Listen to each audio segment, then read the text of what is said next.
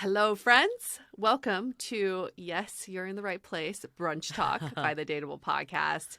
We are here to answer and crowdsource your burning dating questions and get to the bottom of what is going on in modern dating. Yeah, we are.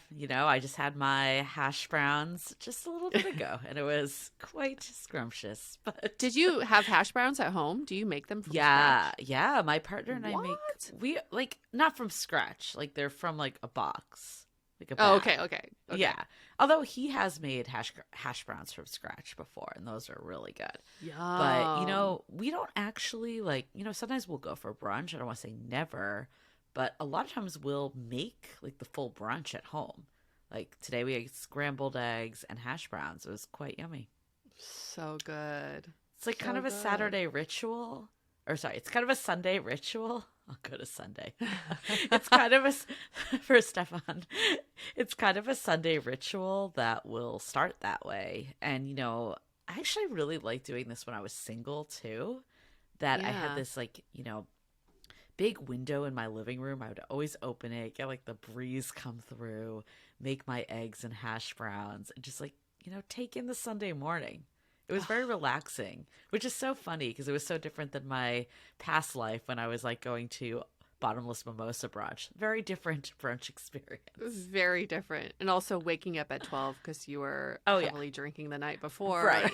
Right. Well, that's the difference is like you eat brunch at like 9 or 10 when you're doing Right. it at home. Yeah. But yeah, Yeah. Oh, wow. How the tables have turned. I know. Aging. I was actually at a concert at your alma Hmm. mater, UC Oh, yeah. Berkeley, at the Greek, and it was chain smokers, and there were a lot of Fun. college kids, and I was like in line for the bathroom, and I'm like, generally I feel pretty young, even though we're getting older, but I was like looking at myself with all the college kids, and I'm like, damn, I'm Oh, old. my God. Oh, my God. It's insane.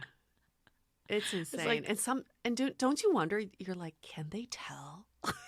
oh, they definitely can. Because I remember probably thinking like people our age were super fucking old back then. And I was listening to some of their conversations and I'm like, oh my God, it's so like surface level and basic. But that's like what the capacity is back then. Like Yeah. talking about your friend getting too drunk at the party, getting kicked out of the bar. I heard a lot of those. It was funny. You're like, well, they may be, I may be older, but things haven't changed much I was since going to then. say I got wiser, but I love that your mind went to things are the exact same. Well, I mean, like, the times have changed, the generations changed, but the shit that people I do see what you're stays the saying. same. I thought you were saying that we still talk about that. I'm like, No, no, no, no. not You're right. anymore. You're right. Some things haven't changed. The I same love, combos. I love doing things earlier now. Just earlier Oh, me dinners, earlier too. lunch, earlier brunch, get up earlier. I love ending my day at 9. It's just wonderful. When you were in town a few weeks Hmm. ago, Yeah. when we Yes. met up with Louise and then our other Yes. friends, and they were like, "Can we do this like meet up at 4 and get home by 10 more It's the often? Like best. this is great." It's so There were a lot of wonderful. people out then, so it wasn't just us. I mean, it's so wonderful. I still remember the days of saying, we're meeting up at 11. That's so Oh, early, like my 11 p.m. God, yeah. That's so early. This place is not going to get hopped until midnight. Well, that was also Going, New York. I feel like New York is definitely different for that, well, for booty sure. SF. Oh my God. You're like, no, 2 years ago. Remember booty SF? Oh my God, UA loved this place. And I remember So you were much. always like, who wants to go to Booty SF? Who wants to go to Booty SF? And And like, nobody. sometimes I would Nobody. bite, but it was not as much as you wanted to go. The thing with this place is that they're open till 4, but they stop serving Yeah. alcohol at like 1:45. So you really have to get all your drinks in before the 1:45, and then you're just trash for Okay. the next 2 hours. It is a fun place. It's like It's all fun. mashups, but Yeah. it's definitely a very young crowd. Do you remember when we went there once and we got like rushed? Like all these like young 20 something dudes would like rush us. and like So gross. kind of just come up and start grinding. And it was like very aggressive, I remember feeling. Oh, it was like very much non-consensual grinding. I'm not cool with Yeah. that. It's like, this is the last time. I think that's the last time I went to Bootia's. I went to bend over to drink water from the water fountain. There's like a guy in And your this face. guy mounted me. Well, for all the women out there that are like, I can't find any guys if you're in the Bay Area, Don't go to Booty SM. Oh my God. I was saying this to a friend the other day, like when we went to a friend's birthday party. I'm like, look, I will guarantee you quantity, not quality. Abso-fucking-lutely. Same. Yes, I would say the same thing.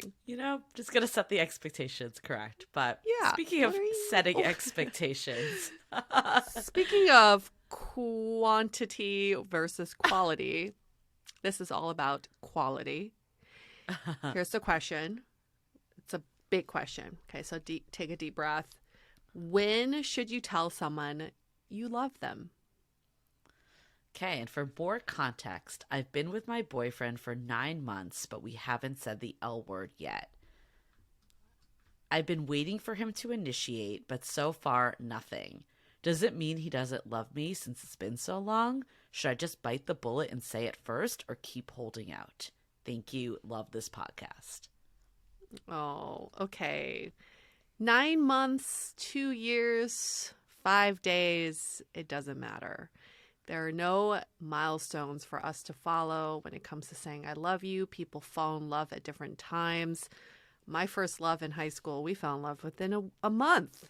We said I love you within a month. And then my current relationship of 4 years, we said I love you after a year and a half of dating while we're on Molly. Okay? There is just like no real timeline for us to follow. But what I've learned from the times I have said I love you, which has only been 3 times in my lifetime, is you say it when you feel it. It's not waiting for the other person to give you that validation of saying it. We're so afraid of saying I love you. But then isn't that what we want, is to express our love to someone? So think about saying I love you as more of that giving mindset, the generous side of you, saying I love you. I have these feelings for you, these strong, loving feelings for you. And don't think about it as I don't want to be the first one to say I love you, because what if I get rejected, or what if I don't have the power in this relationship anymore? Because then you're in the wrong relationship if that's what you're thinking about. Yeah. What I've learned along the way is that a lot of our relationships with the word I love you stems from our upbringing. Was this something that was said to us a lot? Culturally, I think there's different ways and times that this comes into play. So yes, it's always good to hear it, especially if you're the one that's like, I really want to hear it back.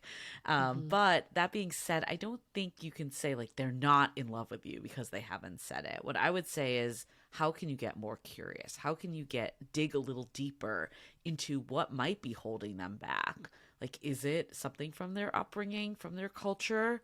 Or is it that they don't feel like it's love for them? And, that's one of those things that if this is really eating at your soul, and like only you know how much this is bad, like driving you crazy, if it's not that much and you can keep going, then you don't necessarily need to be as action driven. But there's nothing wrong with having conversations. And, I know we all fear that we're going to say it, and then they're going to say something like, thanks, Yeah, like that inevitable word. Happened. But if that does happen, I don't think it's the end of the path for you two. It's an opportunity to say, okay, like not the reaction I was expecting. Can you tell me a little more? I remember one of my friends that we had on this podcast, she said, I love you first, and her now husband, so they are married with children, happily married. It was not that he like didn't love her. It's just that he held those words very differently. Yes. So he felt like in the past too, he had said it and not meant it and did not want to do that again. So he wanted to be like, sure, he felt it. Where I think she like didn't have that barrier. She was a little more free with the words. So she did still see in his actions that he loved her. So I think it's so much of it is, the whole picture, not just these three words. Yeah, I'm glad you brought up that example because it's not about everybody holds such different weight to the words that I would much rather someone not say it because they didn't feel it than say it and didn't mean it. Mm-hmm. That's very hurtful. And once you open up the conversation, think about it as not like declaring, but more of an opening up the conversation. You're basically, if you feel this love for this person, you feel like you're in love with them, you're basically telling them, I'm on a path of feeling more love for you. Mm-hmm. Where are you at? Right? Yeah. Are we both on the same path? They may have less of that intense love. They may even have more of that intense love. You don't know. No two people are ever going to be so aligned that they love each other equally or feel equally about each other. But are we on the same path to creating more love with each other? And that's it. It's a collaborative love, and it's not just like about you versus me.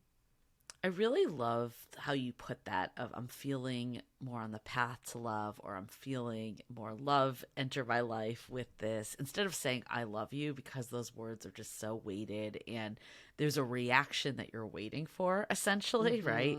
If you don't hear I love you too, then you're going to be disappointed. Where I think the other conversation, it opens it up more for a conversation. It doesn't put someone necessarily on the spot, but it also allows you to get to know them and what's holding them back a little. Yes, absolutely. Can you recall how those three words went down for you in the past? Oh, absolutely. Where were remember you? it like it What was were you yesterday. doing? What were you wearing? What like everything. What was happening? I've only said it twice, like to a Mm-hmm. partner, not to like loved ones, family, two times. And both times it was said, like not like during sex or anything, but like in bed. We were just like kind of laying around, and it was not like we were doing anything crazy, but it was just, I'm like now trying to like remember the exact build up. Like I think I did say something to my current partner. I didn't say it first, but I gave him permission to say it basically. Mm-hmm. Like I said something like, I like how like loved I feel by you or something. And then he said it, and he had been waiting to say it. So like, Oh, he wasn't yes. sure, like, should I say it? Should I not? And then that gave him the permission to say it. So Yes. I think like sometimes people don't know, and there's so much standard still that it's like supposed to be the guy that says it in a hetero relationship. And it's just like, it is infuriating that we've come so far with, asking people on dates, making the moves, but I love you, marriage, all that. It's still not the norm for women to make that move. So we end up being in the waiting game for that. But I do remember him like saying it, and him like saying that he's been like talking to his therapist of when was the right time to say it. And, I was like the same. And with my ex before him, I just remember him saying something like, you feel like home, like I love you. And like, like both of them were like simple words, but both have stayed with me. And I think it's really powerful. Like those three words can be really powerful. Luckily, like I wasn't in the situation with either of them that I felt like, like I definitely was thinking about it, but I wasn't like, when are they going to say it? I wasn't thinking that way. Okay, so you said 1.5 years for your current partner. Like, were you thinking about it before, or was it kind of just not in your mindset? I definitely felt this overwhelming love for him, and it was definitely building. I don't think I was wondering when we say it, because the last time I said I love you had been 9 years ago. So I didn't remember what was the norm, and I didn't care, but I felt out of practice with saying it anyway. But I do remember that the day that we said it, like leading up to that, I just kept thinking, this is pure bliss. This is before we got on the Molly too. Okay, so it wasn't just the Molly, but I was thinking this is euphoric being around this person. We're in the middle of the pandemic, and there's nowhere else I'd rather be, and nobody else I'd rather be with. So things were like definitely building up to that moment. But when we did say it, it was a really funny roundabout way, because he said, isn't it funny that we haven't said the words I love you yet? And I said, well, I do love you. And he's like, I love you too. Oh my God. That's so cute. It was like we were 13 again. But like in your situation too, is like you almost have to give each other the permission to open that door, to say it. And sometimes it doesn't have to be just coming out declaring your love. It's just like, I have this overwhelming feeling. I would just want to share it with you. And that's what makes those words so special. Like, I know we could say it's just 3 words, but I do, like, even today, like, love hearing my partner say those 3 words, because it does, like, it gives me this, like, warm and fuzzy feeling and feeling of, you know, belonging, like feeling that this person wants to be with me and, you know, I'm so essential in their life. So I think there are more than just those 3 words that it does. Like, I guess, okay, so you've been in relationships. Like, I've been in, there's one other relationship where I felt it and I didn't say it. And I think it was just because of timing and not enough time had gone by.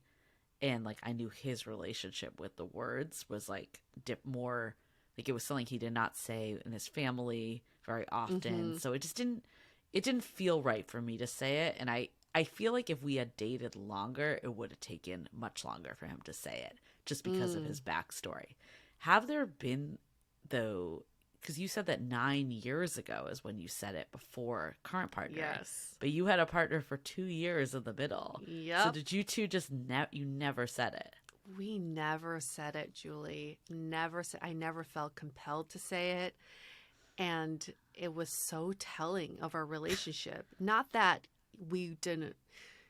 I had love for him.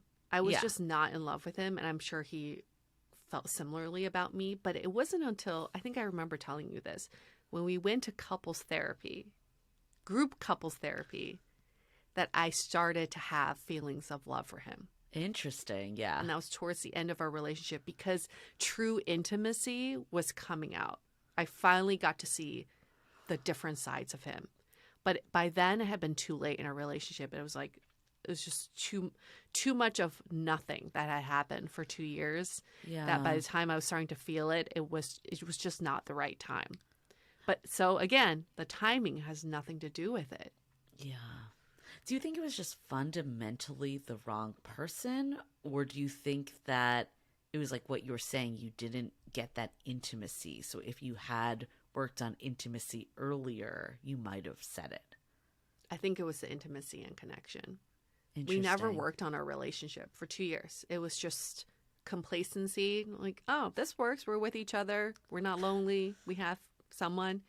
But we never talked about deepening our connection, learning about each other, growing with each other. No. Yeah. There were no moments in bed of just talking because he always watched TV in bed. We never had a moment of silence in bed. You know, it's so baffling to me that there's so many relationships out there. Like, we forget because we're not talking to a lot of the people that, you know, go through that. But the fact that, like you felt that way, right? Like this, like, I think it's more common than you think. So I would say actually for this listener, maybe the first question is, have I built intimacy with my partner? If you're wondering why they haven't said it yet or you haven't said it, maybe that's the first question is, how do I build more intimacy? Yes. And looking back, because after that 2-year relationship, I was thinking, I don't ever want to go through that again. It was the loneliest I've ever felt. And I was in a fucking relationship. Well, that's the worst. Yes. And I will never do that again. And looking back, I realized the intimacy that I felt now with my current partner and in previous relationships is you have to spend the time and create the space to talk about your relationship with your partner. When you start saying things like, I really enjoyed our Saturday because I really loved watching you learn something new, or I really enjoy that you love going to concerts and I get to witness you being in your passion. That 2-year relationship, we never talked about us, each other, our relationship. all we were talking about were external things, our friends, what we ate, where we traveled to. If Very you don't surface turn it level. very Yeah. surface level, and if you don't turn it inwards, you just don't get those warm and fuzzies because you're not talking about you. You're only talking about things that are happening to you. That is such a good point. And that I think is what distinguishes like bad to okay to good relationships from great relationships. Yeah. Where someone's busting at the seams to say, I love you. So, Yes. we don't know your partner, we don't know your relationship, but I think it's a combination of looking at what someone's relationship is with the words and their backstory, their history, whether that's other relationships, family history, culture, all that, understanding that. And I think that actually ties in with the intimacy because you're now going inward together. And how do you make your relationship deeper? How do you give that feeling of interconnectedness? And that results in love. And that's going to make someone feel that for you. Yes.